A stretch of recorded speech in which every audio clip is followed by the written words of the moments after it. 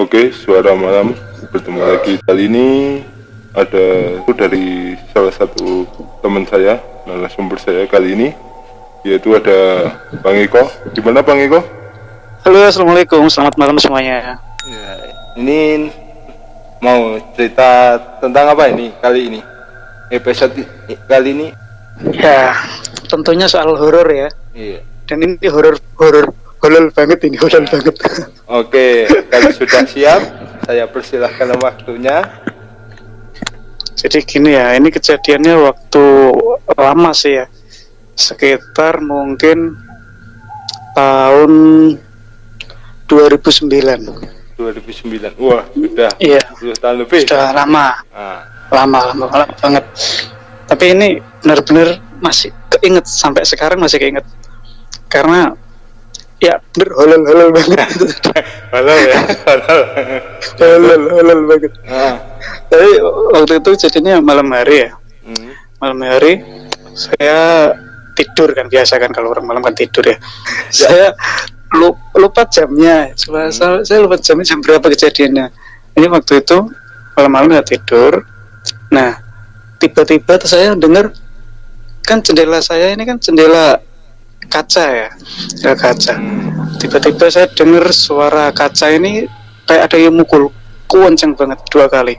Saya ingat betul itu 2 kali dipukul, duer. Ya. Terus saya bang, nah kebetulan waktu saya kalau tidur kan matiin pasti itu. Saya nggak pernah tidur lampu nyala. Saya nggak bisa tidur soalnya kalau lampu nyala. Lampunya saya matikan kan. Nah waktu dengar suara benturan tadi 2 kali itu der itu, aku langsung terbangun. otomatis. Terbangun. Iya, langsung kebangun, kaget gitu kan. Kaget. Pas saya kaget itu, saya kan langsung melek. Pas di depan saya itu hitam besar. Mungkin itu yang dikatakan gondoruo mungkin ya. Tapi saya nggak tahu pasti, cuman emang agak kayak siluet gitu kan, hitam gitu, nggak kelihatan jelas. Besar banget. Kira-kira ada lebih dari 2 meter? Ya ada sih, cuman kan di kamar saya kan tingginya kan sekitar 2,5 meter ya, ada. Daun itu kepalanya itu sudah hampir nempel plafon kak. Oh ya. Iya, tapi atapnya hampir nempel atap itu. Bentuknya saya masih ingat bener kayak gorila gitu lah, gede banget gitu, kayak ada bulu-bulunya, cuman nggak begitu jelas kan siluet gitu. Nah waktu saya pas lihat itu, saya langsung nggak bisa gerak. Badan saya kaku semua, nggak bisa gerak. Ya mungkin ini yang dibilang tindian gitu ya. Dibilang tindian gitu. Kalau ketakutan mungkin ya. Nggak, beda sih. Itu nggak tahu tindian nggak? Tindian. Iya. Kalau orang Jawa tuh tindian. Kalau ada yang tidur di atasnya, jadi kita nggak bisa bergerak gitu kan ya. Iya, kayak ditindih gitu. Nah waktu itu langsung saya melek, lihat sosok itu kan tadi kan, gede hitam kan. Nah pas saya melek, lihat sekejap, langsung hilang, seret, langsung saya nggak bisa gerak. Nggak bisa gerak kan, terus takut ya. Langsung saya pengen teriak tapi nggak bisa. Ngomong nggak bisa. Pengen teriak nggak bisa. Saya cuma bisa di dalam hati ya, baca doa di dalam hati. Terus saya coba untuk berontak gitu kan. Berontak masih nggak kuat juga, nggak kuat. Tapi semakin saya berontak itu semakin kenceng gitu ya. Semakin berat gitu. Iya, bebannya kayak semakin berat kan itu. Nggak bisa teriak, nggak bisa gerak. Pokoknya pikiran saya sudah nggak tahu lah, takut banget. Terus waktu itu saya merasa kok kayaknya si dia ini kok kayak makin marah gitu. Semakin saya berontak, dia semakin kencang banget. Dan bukan cuma sampai di situ sih. Saya merasa tubuh saya, bukan tubuh ya. Ini ada yang lebih ngeri lagi ya. Waktu itu saya masa berontak kan. Dia kan kayak semakin marah gitu ya.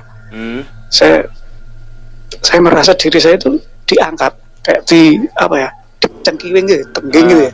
Di apa ya? Itu tahu kan? Comot tangannya.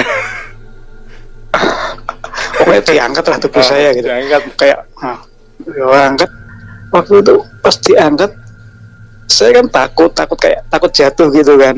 Saya noleh ke bawah ke kamar, ke tempat tidur saya. Terus pas saya noleh ke bawah itu, saya ngelihat diri saya sendiri. Waduh. Itu yang bikin takut banget. Dan saya barunya sadar yang diangkat itu roh saya, jiwa saya. Kan memang kalau lagi tindihan itu kan yang sebenarnya diikat kan rohnya kan, yang diikat itu jiwanya.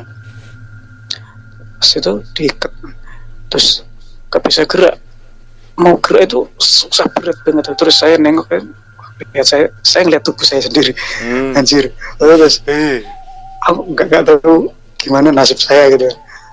Yaudah saya baca sebisa mungkin ya, saya baca apapun yang bisa saya bisa, doa ya. Terus entah gimana ya, waktu itu dia kayak oh ya gini, semakin kita berontak itu dia semakin kayak marah, kekeh gitu ya. Tapi kalau semakin kita itu ngendor biasa gitu ya, kayaknya ya udahlah biasa aja gitu. Dia terus semakin kayak lembek gitu. Iya, kayak semakin lembek. Iya, terus pelan-pelan saya tuh kembali ke badan. Saya ngerasa bener kayak ada hawa dingin gitu waktu masuk ke raga saya, serut tuh. Kayak orang merinding gitu ya. Kayak tercep gitu loh. Terus? Saya sudah masuk ke badan. Itu nggak sampai di situ, masih lagi dia kayak nggak terima gitu. Waktu saya berontak itu dia kayak nggak terima. Langsung saya ditekan lagi. Waktu saya sudah masuk, saya ditekan lagi. Saya ngerasa kepala saya ini masuk ke bantal. Masuk dalam bantal. Seret, masuk dalam bantal. Tapi tetap sekarang dibenamkan. Udah masuk ke dalam tubuh, dibenamkan lagi. Saya ngerasa kepala saya masuk bantal, nggak bisa ngeliat apa-apa gitu kan. Terus waktu itu masuk ke dalam bantal kan kepala saya, ngerasa bener itu, masuk dalam bantal lama. Tapi kalau orang yang kayak kena sikat bantal kan nggak bisa nafas ya, kayak gitu kan, ngap gitu lah. Tapi anehnya saya baik-baik aja, soalnya kan itu kan roh saya, jadi roh kan nggak perlu nafas ya, roh kan perlu nafas. Cuma raga saya masih tidur, masih nafas biasa gitu, bahkan nggak ada nafas. Terus kembali lagi agak lama gitu, terus saya baru menyadari suatu hal ya. Kalau saya diam, lama-lama dia itu kayak sudah pelan-pelan hilang. Sudah pelan-pelan hilang. Terus saya coba rasakan tangan saya gitu. Saya bisa ngerasain tangan saya gerakin. Tapi waktu saya lihat tangan saya, posisinya beda. Paham nggak? Gini. Misalkan tangan kiri saya, tangan kiri saya kan sudah gerak, sudah ke bawah gitu ya. Waktu saya nengok tangan kiri saya itu masih di atas. Jadi yang saya gerakin masih roh saya, bukan tubuh saya. Gitu. Jadi masih keadaan di luar tubuh. Iya, gitu. masih di luar tubuh dan sadar. Itu yang bikin saya, waduh, pengalaman yang nggak pernah saya lupakan itu. Terus udah saya terus baca ya, pengen teriak nggak bisa ya. Terus tiba-tiba itu kayak terang gitu ya, lihat gitu, langsung saya bangun. Saya bisa gerak lagi, maksudnya sudah sadar kembali ke badan gitu. Langsung lampu saya nyalain gitu kan. Lampu saya nyalain, saya keluar kamar. Terus saya ngomong sama bapak saya kalau saya tindihan gini saya ceritain semua. Nah, saya kan panik ya. Terus ayah saya masuk kamar, dibacain doa ayat kursi gitu. Dibacain ayat kursi gitu. Sudah ya kan. Terus setelah itu pun saya nggak berani tidur di kamar lagi, saya tidur di luar. Aduh. Jadi sejak itu bentar. Ini kejadian 2009, lama banget. Berarti kalau lama sekarang sih kita lulus ya. Iya. Pokoknya SMA. Sebelum saya dulu kan saya pernah latihan itu ya, pernafasan ya, pernah itu loh. Ya, ikut, Nah, ya, sebelum ikut, itu, ya. sebelum itu, tapi setelah saya ikut latihan itu nggak ada yang berani, kayak nggak ada berani musik lagi. Nah, pengalaman horor yang Ya, bikin setelah merinding. Aku dengar merinding. Iya. Ini kembali ke tadi ya, ke yang habis dibacain doa sama bapak saya kan. Kembali itu ya, Iya. kembali ke situ dulu ya. Nah, setelah itu kan saya nggak berani tidur ke kamar ya, sampai berapa hari ya? Kalau nggak salah 3 hari mungkin ya, saya tidur di luar. Saya nggak berani tidur di kamar. Serius, nggak berani. Kamar sendiri paling saya cuma ambil apa gitu keluar lagi. Nggak berani duduk lama-lama di dalam kamar itu, nggak berani. Bener-bener walaupun keadaan bangun nggak berani di kamar gitu. Nggak berani. Saya terus Kamar paling cuma buat ganti baju, habis itu keluar lagi. Terus saya tutup. Terus sekitar tiga hari ya, saya udah rasa takut saya sudah berkurang kan, sudah berkurang, udahlah saya tidur kamar lagi ya kan, tidur kamar lagi. anehnya terulang lagi anjing. nah Jadi kataku, omongan tadi sensor ya nanti ya. iya enggak apa-apa. Ya, Terulang lagi, cuman beda kasusnya. Kalau yang pertama tadi kan parah banget ya, kayak gitu sampai diangkat terus ditekan lagi. Kalau yang kedua ini cuman tadi itu marah banget gitu. Nah, tapi yang kedua ini saya kerasa dari kaki dulu. Kayak apa ya? Kayak dipegang gitu loh, kaki. Ya kan, saya kalau tidur dipegang kakinya, terus kalau kamu ditarik gitu. Lebih enggak, cuma dipegang kayak ada yang megang gitu, griming. Kaki saya langsung saya tendang-tendangin gitu, zing gitu. Saya usap-usap gitu. Nah, saya terus tidur tindian lagi, saya nggak bisa gerak lagi. Terus saya udah tahu salahnya kan, oh ya udah, saya diem aja gitu kan, nggak berontak, kembali normal lagi. Terus saya masih bingung, ini enaknya gimana solusinya gitu kan. Nah ternyata dari bapak saya pernah bilang itu di sebelah kamar saya itu memang kayak itu berbau cewek mungkin ya, tahu disengaja nih buat jaga, saya nggak tahu ya, pas suka sama saya nggak tahu lah. Aduh, jadi ya. Terus lama-lama ya kan saya udah sering kayak gitu kan, maksudnya udah kayak kebiasa gitu kan. Jadi saya biarin, saya udah nggak tahu tindian, biarin hilang. Tindian saya biarin hilang. Lama-lama udah nggak ada tuh. Biasa aja. Mungkin waktu pertama kali kayak semacam perkenalan gitu ya. Semacam perkenalan. Apa ya? Ada perhatian. Kamu tuh ada apa ya?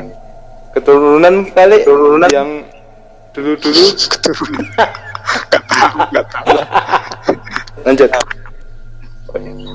Kan terus setelah itu kan saya ikut belajar apa itu pernafasan itu kan, senam pernafasan ya. Kalau istilah dalam gitu kan.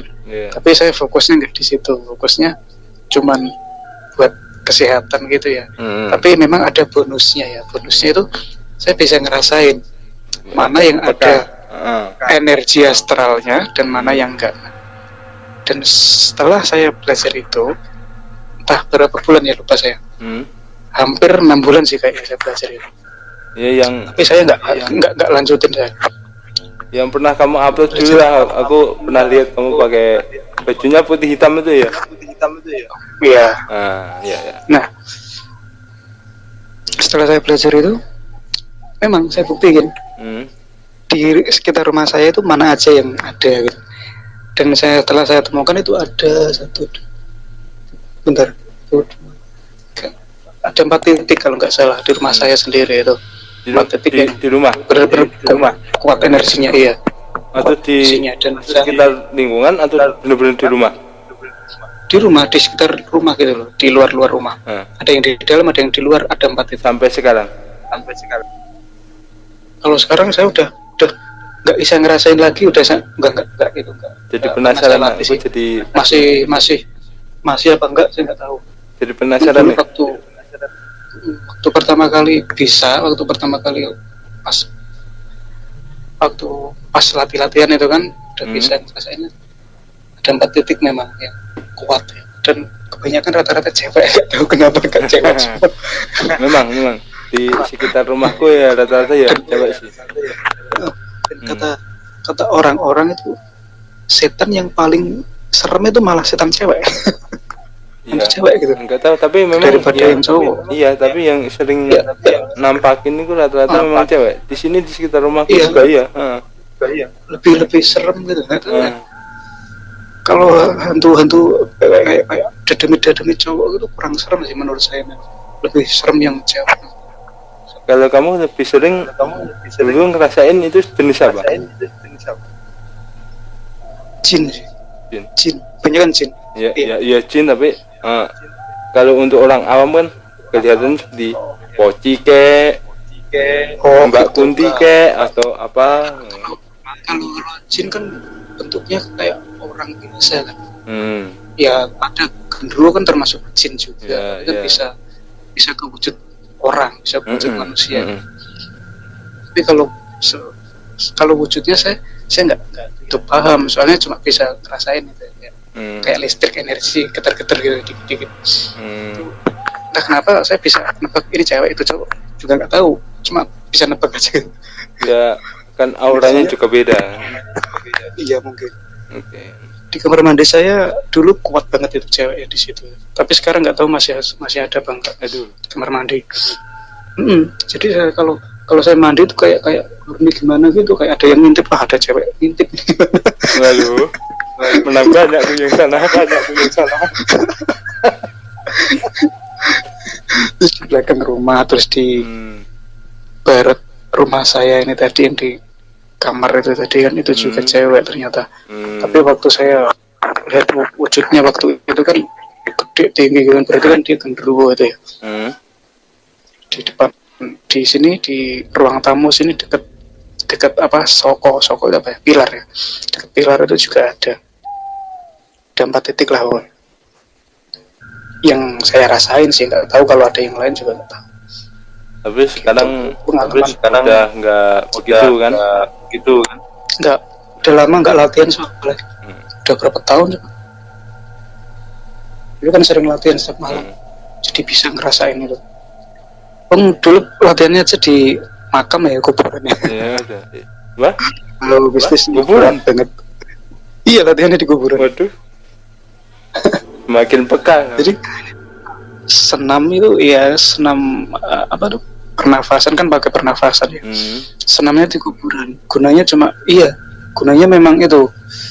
Kita bisa ngerasain sekaligus bisa nangkal gitu. Kalau misalkan ada gangguan kita udah terbiasa. Iya. Cuma itu tujuannya, enggak terus nangkep cari-cari, enggak kayak gitu. Biar terbiasa lah. Enggak ada settingan ya. dulu belum kenal konten dulu. Kan nggak ada kamera. Nah ya dulu belum kenal konten dulu. Belum ada 2009 belum ada konten. Facebook aja kita baru kenal kan? Iya. Nah, 2009 aku malah belum punya Facebook ya. Aku masa- punya Facebook itu waktu pas lulus baru punya. Aku punya Facebook itu waktu kuliah 2010 baru punya. 2009 belum punya. Jadi nggak ada lah kayak pikiran bikin konten.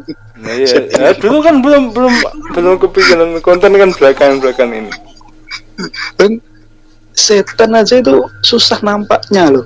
Nah. Lalu sekarang kok di YouTube kok banyak banget penampakan setan jelas. Itu setan apa? Ya itu kita tadi ya bersama Mas Eko, teman saya dari sekolah dulu. Ya Mas Eko, Iya. terima kasih atas ceritanya. Oke, sama-sama. Ya, bisa bikin bulu kuduk ya, yang berdiri ya. Ya. Untung aja belum kutu.